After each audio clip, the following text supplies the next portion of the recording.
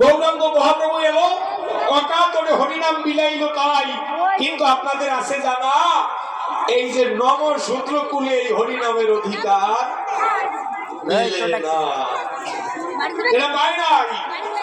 এইবার আপনাদের জানাই, আজকে মতুয়ার বৈষ্ণব যারা এই কথাটা মিলিয়ে নেবেন, তারা কাঁধে কাঁধ মিলিয়ে বাড়ি যাওয়া চাই।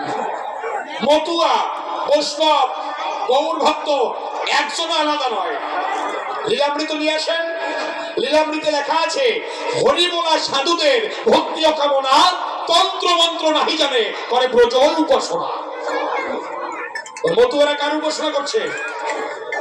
ব্রজের উপাসনা। তাহলে পার্থক্য কোন জায়গায়? এইবার একটু ইতিহাস বলবো, এরপর ইসলাম বাইরের দিকে যাবো। ছোট্ট একটু সময়, এক 10 মিনিট অপেক্ষা করেন। গৌরাঙ্গ মহাপ্রভুর বাবার নাম যেন কি? জগন্নাথ মিশ্র। মায়ের নাম হচ্ছে শচীরানী। গৌরাঙ্গ মহাপ্রভুর ঠাকুরদার নাম যেন কি? উপেন্দ্র মিশ্র। ঠাকুরবার নাম শোভাদেবী। বাহ, ধন্যবাদ। তাদের বাড়ি ছিল কোথায়? শ্রীহট্টে, ঢাকার দক্ষিণ। ছিলেন, নাম ছিল ঢাকার দক্ষিণ। ঢাকা দক্ষিণ, বাবা, ঢাকা দক্ষিণ। দেখেন একটু চিন্তা করে, তখন শোভাদেবী ছিল এই ঢাকা দক্ষিণে। শোভাদেবীর কাছে তার বৌমা ছিল শচীরানী। বাসুদেব যেজন নয়, ভগবান বাসুদেব শোভাদেবীকে স্বপ্নে দেখায়, আমার মাকে পাঠিয়ে দাও, আমি পৃথিবী থাকবো। শোভাদেবী ডাক দিয়ে কয়, কবে আমি যদি আমার বৌমাকে পাঠিয়ে দেই তুমি আসবে, কিন্তু তাকে আমার কি হবে? ডাক দিয়ে কয়, তোমারে কি কব,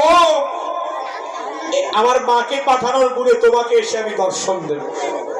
শচীরানীকে পাঠিয়ে দিল, গৌরাঙ্গ মহাপ্রভু পৃথিবীতে আসলো। তো মহাপ্রভু একবার বাংলাদেশে আসছিল না? আসছিল। তখন লক্ষ্মীপ্রিয়া মারা গেলেন ভারতে। আসলেন কোথায়? শ্রীহট্টে, ঢাকা দক্ষিণে। শোভাদেবী তখন বুড়ি হয়ে গেল।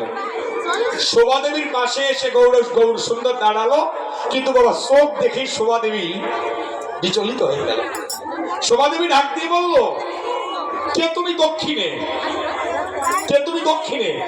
ঢাকা দক্ষিণে দক্ষিণে প্রদক্ষিণ করে দাঁড়িয়ে আছো একা। স্বপ্ন বাক্যে দিতে গেলে কি দেখা? যদি স্বপ্ন বাক্য দেখা দিতে এসে থাকো, তাই এই রূপে নয়, যে রূপ স্বপ্নে দেখিয়েছিলে ওই রূপ ধরে দাঁড়াও।